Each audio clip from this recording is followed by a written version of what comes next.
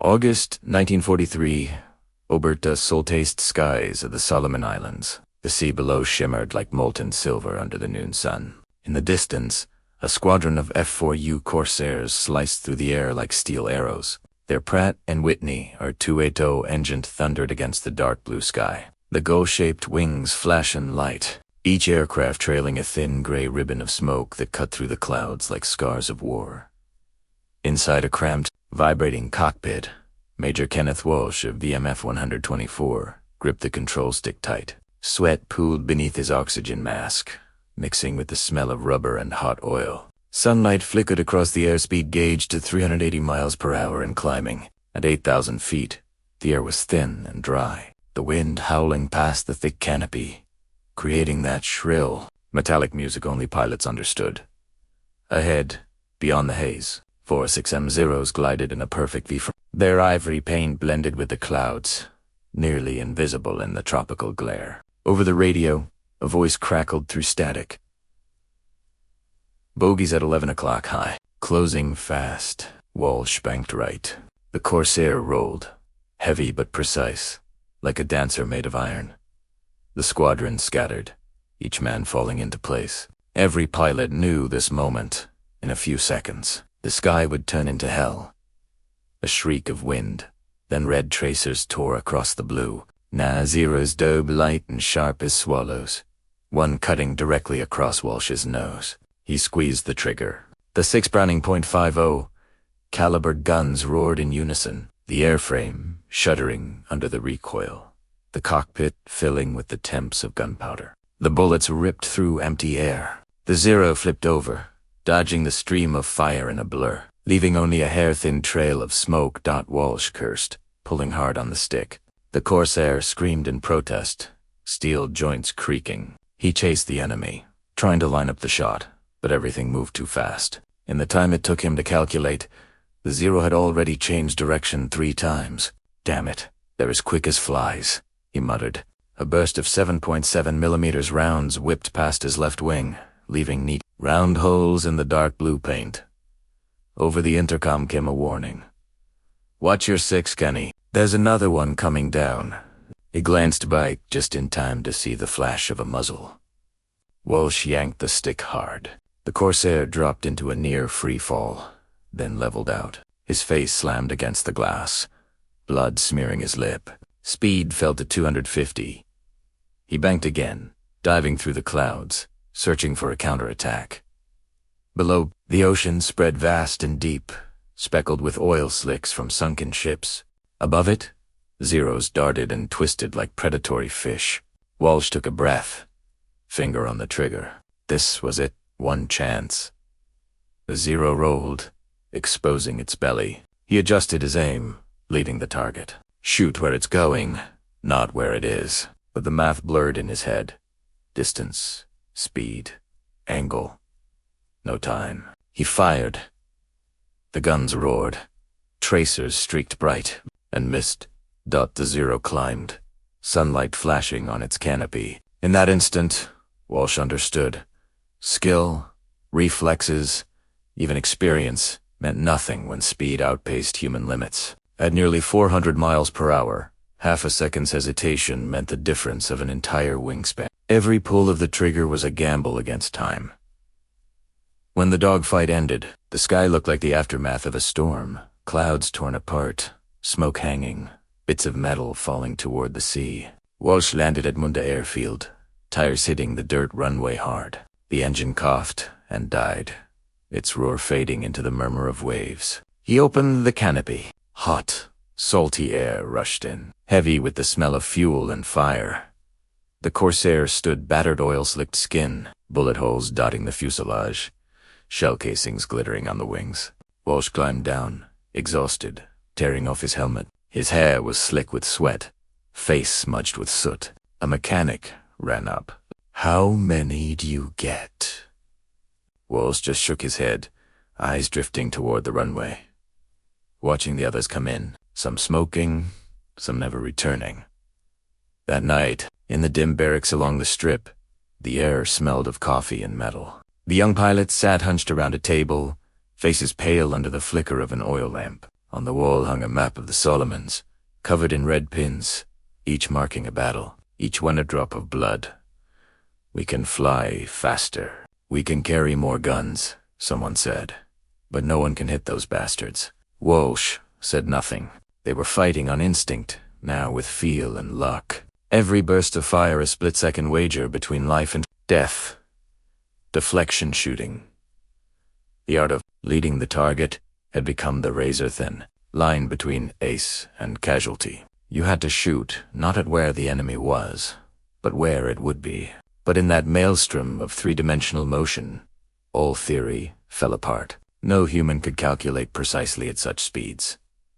Outside, the Pacific night was eerily calm, only waves lapping against the hulls, and far to the north, the occasional flash of anti-aircraft guns. Walsh looked up at the star-filled sky.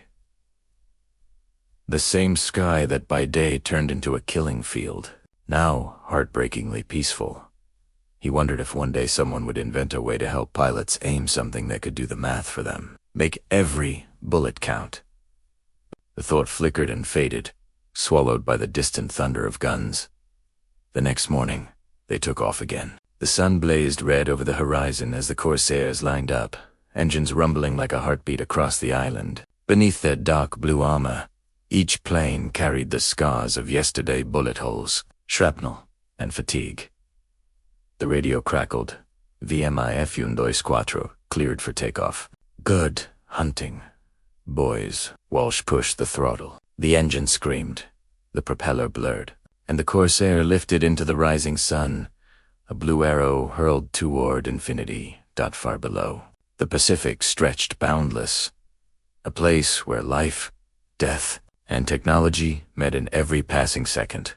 None of them knew that across the ocean, in a small lab in England, a team of engineers was quietly testing a new kind of gunsight, a gyro-stabilized aiming system, smart enough to think for the pilot. But in the summer of 1943, over those burning skies, Major Kenneth Walsh and his comrades had only one weapon to survive with instinct.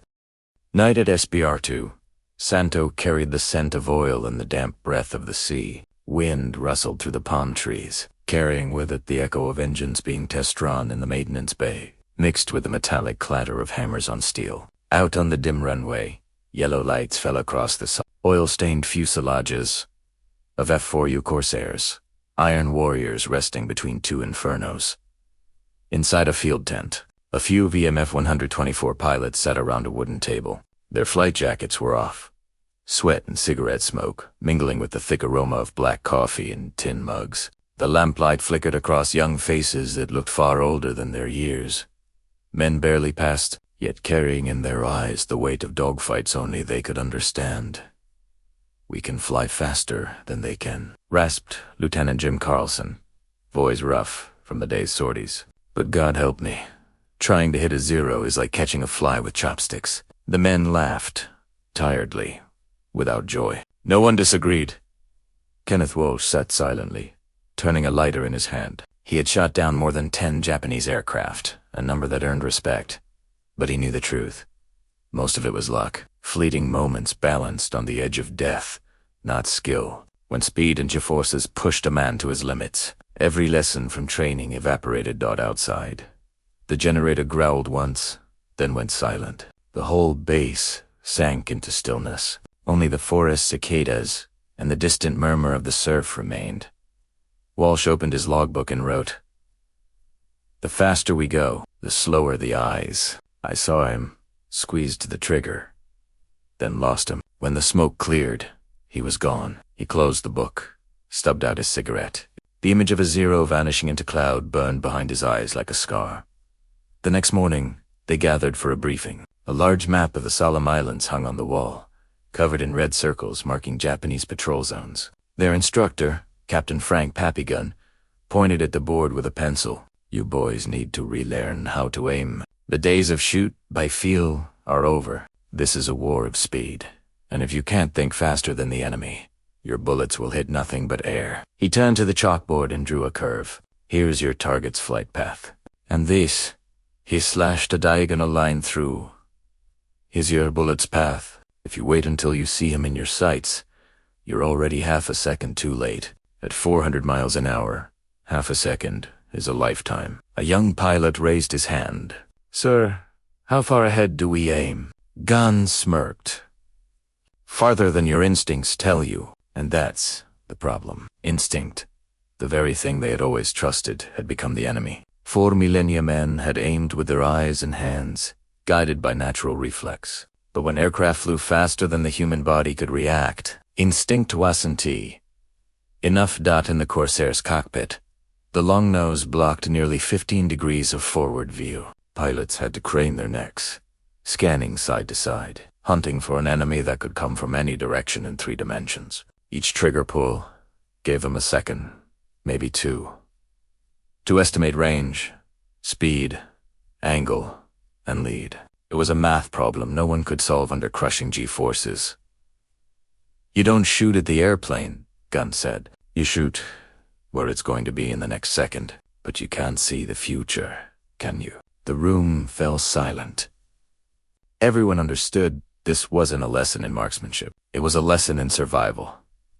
That afternoon, they trained on the beach. Technicians dragged plywood mock-ups of aircraft across the sand with cables, silver-painted and moving at 200 miles per hour. Half the speed of a real 0. Most rounds still missed. Carlson slammed his fist on the gun mount. I had him dead center. Still missed. Walsh put a hand on his shoulder. You shot where he was. But he's never there anymore. They looked out over the ocean. The sun was sinking, burning copper across the waves. In the distance, Corsairs landed one by one, propellers flashing in the twilight. It was a beautiful sight and a cruel one. Behind the gleam lay the truth. In war, skill and luck fought over a man's life, minute by minute. That night, a tropical storm rolled in. Rain hammered the tin roofs like distant artillery. Walsh sat in his tent, cleaning his Colt 1911. He remembered what an old comrade from Guadalcanal once said. Up there, you don't shoot with your gun. You shoot with time. It had sounded poetic once. Now he understood it too well. Through the slit of the window, he saw the Corsairs parked under their tarps, motionless wings gleaming in the rain like broken birds. Each one carried the same mark, the proof of human limits. Missed bullets, lost chances, friends who didn't come back. The next morning, Walsh was summoned to the command hut. Captain Gunn stood by the desk, reading a cable from Naval Air Command. He looked up, voice low.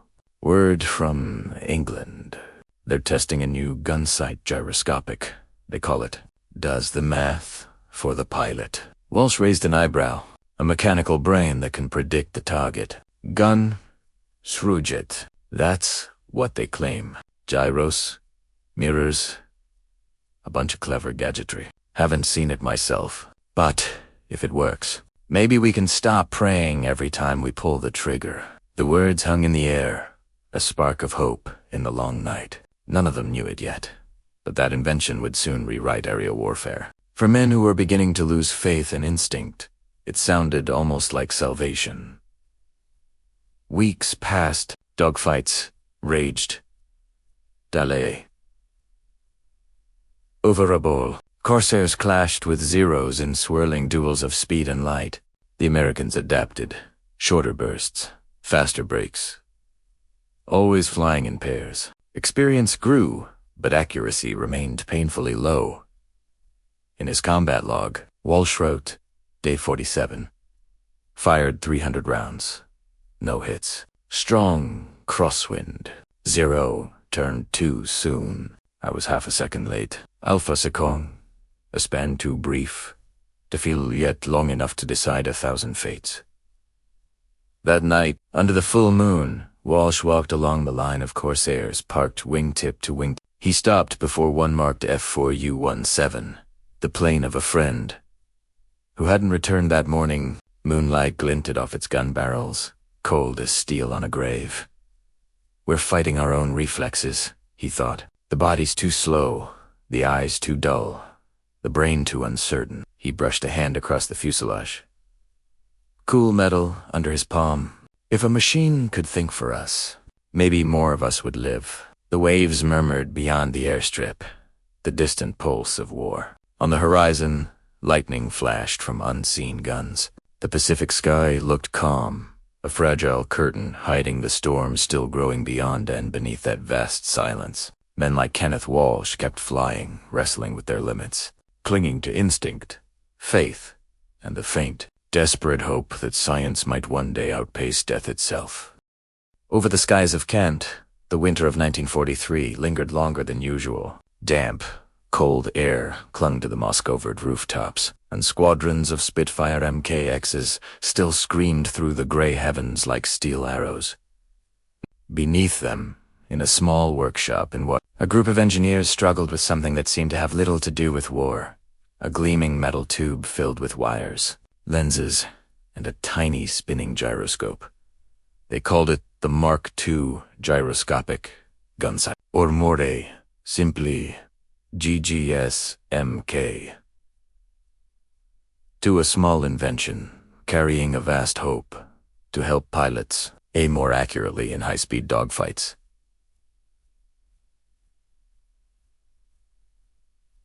At the center of the smoke-filled room stood a thin man in a fedora, bent low over the workbench. His name was Frederick W. Lanchester, the team's chief engineer, once a mathematician, His eyes, sharp behind thick glasses, were locked in concentration, oblivious to the shriek of the lathe in the corner. On the table, a brass model spun slowly, the tiny gyroscope within whirling at thousands of revolutions per minute, creating an uncanny stability, as though defying gravity itself.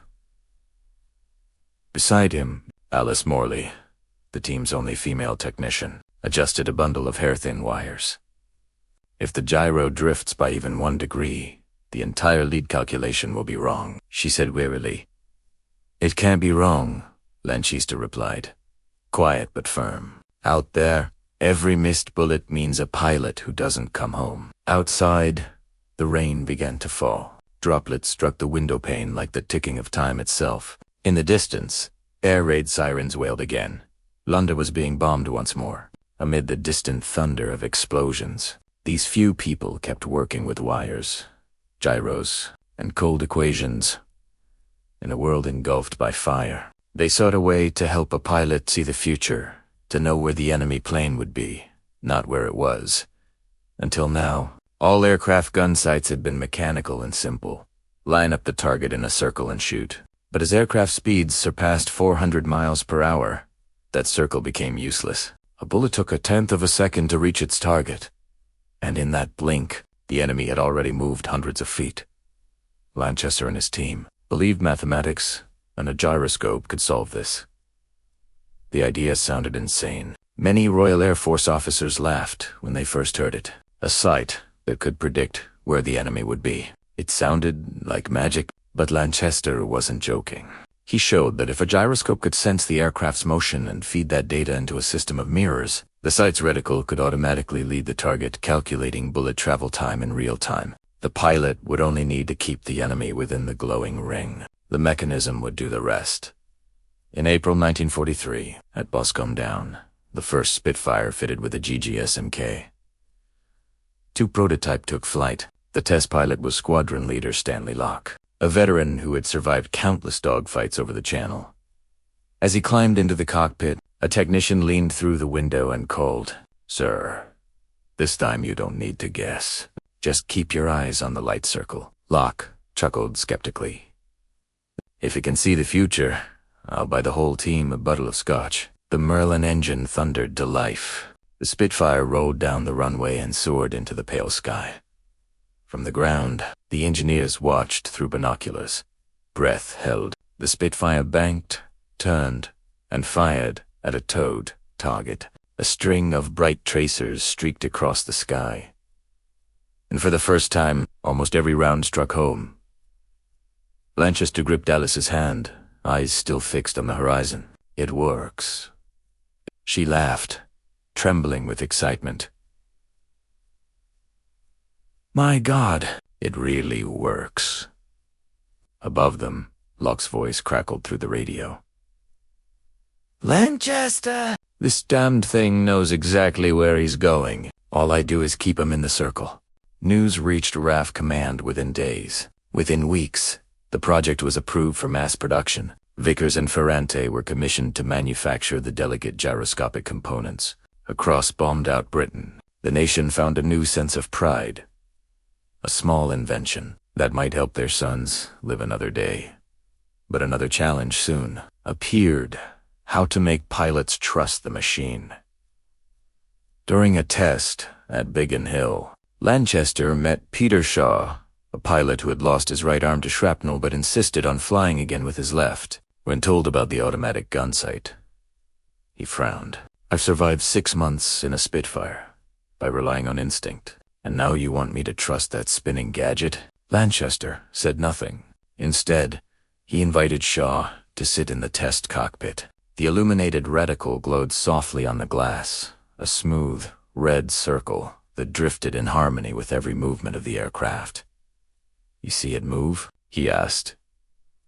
"Yes, that's the gyro measuring acceleration and angle. It knows when you bank, turn, or climb. When you keep your target in that ring, it's already accounting for bullet lag.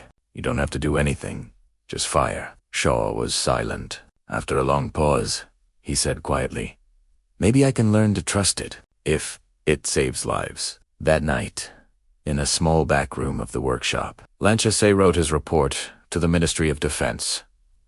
The GGS system is not merely an instrument. It is a bridge between human limitation and mechanical precision. The pilot no longer fights alone. He has an invisible ally in the cockpit. Outside, the air raid sirens sounded again. The lights went out. Watford sank into darkness. Through the window, he watched the searchlight sweep the clouds, and falling sparks drift down like dying stars. In that moment, he thought of the young men in the Pacific pilots who would never know his name, and wondered if his small invention would reach them in time. A month later, a telegram arrived from the U.S. Navy. "Interested in GG's technology. Request data for testing in Pacific operations." When Lanchester read the message, he smiled faintly. At last, his little gyroscope would leave England, cross the ocean, and reach the skies where the war still raged. He placed the model gyro gently into a wooden box and closed the lid. The spinning ceased. The room fell silent, yet in his mind, it kept turning endlessly, a symbol of balance between man and machine, between instinct and reason, between life and death. Far and away, over the Pacific, pilots like Kenneth Walsh still squinted through mechanical sights, guessing where the enemy would appear. They didn't yet know that, within months, a small, glowing circle, born from the hands of quiet engineers in a rainy English night, would change everything. And for the first time in history, humanity would have a machine that could think alongside them. Dawn over the Solomon Islands, 1944. It rose from the Pacific horizon like a slow-rolling line of fire across the sea. The first light of day glinted off rows of F-6, F-Hellcats, and F4U Corsairs resting silently on the deck of the USS Bunker Hill Soube-17. On the flight deck, technicians crouched over, tightening the last bolts around a strange new device just installed in the cockpits, a small metal unit fitted with mirrors, hair-thin wires, and a faint label. Mark 18 Gyro Gunsight. "Did this thing come from England?" asked LT. Robert Bob Stoddard, a Hellcat pilot, watching the naval engineer fuss with the glass mount. "That's right," the engineer replied without looking up. "Gyroscope and computing unit by Ferrante. Now it belongs to the U.S. Navy, and it's supposed to help me hit those zeros more accurately than anyone ever has." Bob smirked, half skeptical. He had flown through Rabaul. Truck Palau had seen squad mates shredded by 20mm fire for hesitating a second too long. Could a glowing ring really change that? Out at sea, the 5th Fleet's carrier group steamed toward the Caroline Islands, where Japanese air power still reigned. Every sortie was a gamble. But today, inside each Hellcat's cockpit, there was something new, a small amber circle, gently shifting before the windscreen. Reflecting against the faraway ocean at Espiritu Santo Air Base, Major Kenneth Walsh, a man who had stared death in the face more times than he could count, studied the new device fixed to his Corsair. Mark DSH. The technician explained, the first mechanical computer used in combat. The gyro senses your plane's movement. The circuits calculate bullet trajectory, and that glowing ring. That's the future of aiming. Walsh looked through the glass. The circle floated smoothly, almost alive, responding to every tiny tremor of the plane. Gone were the clunky bolts and guesswork. Now there was only a weightless halo moving with him, as if it understood his intentions. May 8th, 1944. The Mark 18's first combat mission. The sky west of Truk Lagoon was a deep, flawless blue. Wisps of white cloud veiled the ocean below. Stoddart's Hellcat formation was cruising at 15,000 feet when radar aboard the carrier picked up enemy contacts from the North 12A6M0s. Fast, light, and deadly. Break formation. Right wing. Follow me. Stoddard shouted into the radio, his voice crackling through static. He pulled hard on the stick. The Hellcat rolled, sunlight flashing off its steel wings. Speed, 380 miles per hour. Wind roared past the canopy. A zero appeared head-on, growing larger in the sight. Usually, this was the moment when instinct ruled. But now Stoddard watched the amber ring slide along a curved path, almost showing him where to fire. He aligned it with the enemy's shadow. No guessing, no calculating, and squeezed the trigger. 6.5 Okal Browning guns roared. The airframe shuddered violently. Tracers streaked across the sky, and in an instant, the Zero burst into flame, twisting like a ribbon of red silk before dissolving into black smoke over the sea. Stoddard exhaled sharply. Disbelief in his voice hit him on the first burst. He laughed over the radio. God, I just kept him in the light. Elsewhere, Kenneth Walsh was in the thick of battle. His Corsair tore through clouds, chasing a formation of Aichi D-3A dive bombers descending on U.S. transports. Hitting a diving plane used to be nearly impossible. The speed difference, the shifting angles, but the Mark 18 computed it all in real time. Walsh eased the stick, the glowing ring sliding gracefully to match the valve's steep descent. He held it steady, fired, and felt the rhythm of the rounds connect. The first few missed, the next clipped a wing, the last tore through the fuselage. The valve exploded mid-air, a white-hot bloom that forced him to squint. A young pilot's voice came over the radio. Walsh, you got one while banking 45 degrees. How the hell it wasn't me? Walsh cut in, smiling at the sight. It was this damned thing. In the following weeks, combat reports told a story no one could ignore. American pilots' hit rates had tripled. Those who once needed hundreds of rounds to down an enemy now did it in short bursts. Naval Aviation News hailed the Mark 18 as the smallest computer in the world and the deadliest to the enemy. Engineers from Washington traveled all the way to Espiritu Santo to study it. They took notes, photographs, and sent classified reports back to the Pentagon. In one secret document, dated June 1944, a line stood out. The Mark 18 sight allows the average pilot to achieve accuracy approaching that of veteran aces. This marks a turning point in air combat tactics, but war was never just numbers. After each mission, as the planes landed on the carrier decks, the pilots would climb out with trembling hands, sweat soaking through their flight suits. Their eyes lingered on the cockpit, on that tiny glowing ring still pulsing softly. It seemed to hold the spirit of those distant engineers in England, men and women, who had sent a fragment of their intellect across the ocean. One night, Walsh sat beside his Corsair under the floodlights, his sunburned face half in shadow. Next to him, Stoddard nursed a can of cold coffee. Ever think it's strange? Walsh asked it. What is that little circle? It's like it knows what I'm going to do. No more guessing, no more gut feeling. Stoddard chuckled. Maybe the machines are learning how to fight for us. Walsh stared into the dark horizon. Or maybe, he said quietly, they're teaching us to fight like machines. On Admiral Raymond Spruance's desk, a cable was sent to Washington.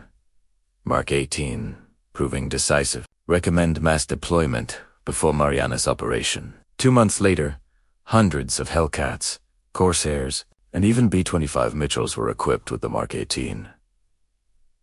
When the Marianas campaign began, those amber rings filled the skies from Guam to Saipan, guiding every burst of fire as though invisible hands were calculating in the clouds. By August 1944, Walsh flew his final mission before returning home at 20,000 feet. He looked down at the endless blue Pacific and remembered the early days when every shot had been a guess, every heartbeat a wager. Now, inside his cockpit, a tiny gyroscope spun steadily, holding the fragile balance between life and death. He touched the side of the Mark 18, tapping it twice, a salute to an old friend. And somewhere far away, in the quiet of a darkened English workshop, Frederick Lanchester might have been smiling, knowing that his little spinning miracle had finally reached the skies. From then on, pilots called the Mark 18 be another Name, the thinking gunsight. It felt no emotion, knew no fear, yet carried within it a fragment of human intellect. The spark that helped pilots surpass instinct and reclaim the sky from their enemies. And across the vast Pacific, amid fire and cloud, that small glowing circle still wavered, a symbol of the moment when technology and humanity met, on the razor's edge between life and death. As the guns slowly fell silent over the Pacific, the F4U Corsairs returned to their coastal bases, their bodies blackened with smoke and scarred with bullet holes. Inside the cockpits, behind scratched glass canopies, the Mark 18 gunsights sat motionless, silent, inert as if they were nothing more than lumps of metal. But to the pilots who had flown and survived with them, the Mark 18 was no mere device. It was a silent companion, a second pair of eyes amid a storm of bullets. When the U.S. Marines landed on Okinawa in 1945, the air was never still. Escort runs, interceptions, and ground support sorties went on without pause. Corsair pilots no longer feared firing blindly into the chaos. They trusted the little sight before them, the one that had turned life and death, duels in the sky into battles of calculation measured in millimeters. Captain Robert Bob McClure, who once called the Mark 18 a leap from instinct to science, recalled how he needed just 1 second to align the glowing reticle perfectly around a zero banking left. "I squeezed the trigger," he said, "and saw the enemy's wing erupt in flame mass. If the bullet had been waiting there all along." By the end of the Okinawa campaign, Corsair pilots' hit rates had multiplied several times compared to early 1943. Not only the seasoned aces, but also fresh graduates from flight school were now scoring victories thanks to the Mark 18. In the VMF 123 Squadron Diary, a young pilot wrote, "The first day I ever shot down a Japanese plane, I couldn't believe it. I just did what they taught. Keep the sight, adjust, fire." Mark 18 did the rest.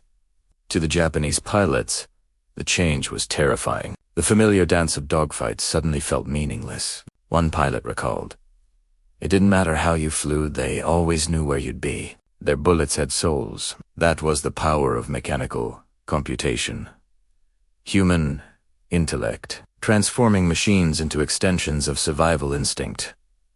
After the war, thousands of Mark 18s were removed from aircraft, stored away, or sent to research facilities. Yet their principles, measuring angular velocity, estimating range, calculating lead through gyroscopic movement, never disappeared. Those same ideas laid the groundwork for radar sights, ballistic computers, and later, missile guidance systems of the 1950s and 60 segundos.